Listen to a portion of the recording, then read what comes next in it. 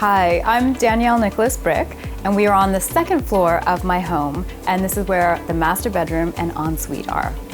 Recently, I decided to experiment with Moody wall color in this room. The rest of my house is all light and bright and white, but I thought this area is contained, and what better place to experiment than a bedroom?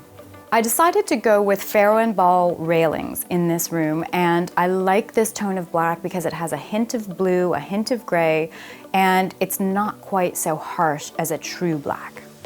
The thing about painting your walls dark is you have to make sure that you get adequate natural light, which we do with this bay window, and then I added a lot of lighter surfaces on the floor like the rugs to bounce that light up and make it feel not quite so dark. The master bedroom is kind of a mishmash of things. We have vintage light fixtures. I do have mid-century modern walnut wardrobe for my husband. And the rest of it is just like a little bit of a traveled, almost boho vibe. I actually do not have a closet. I have a black pipe exposed clothing rack.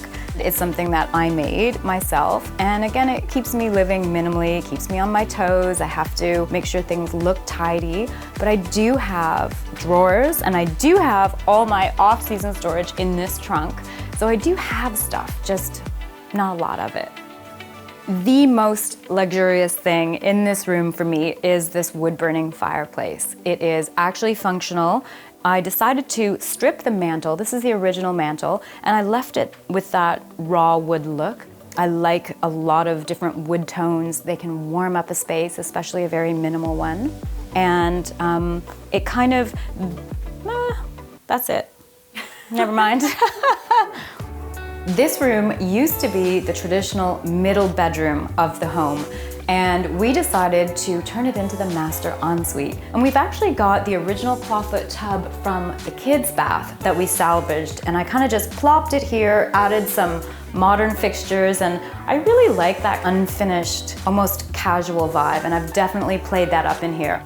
For me, it's really important that just because it's a bathroom and it needs to be functional, it doesn't have to be void of decorating and art. So of course I have all the art posters, and I've got some really fun pieces. I've got this rattan stool. I did vintage lighting in here.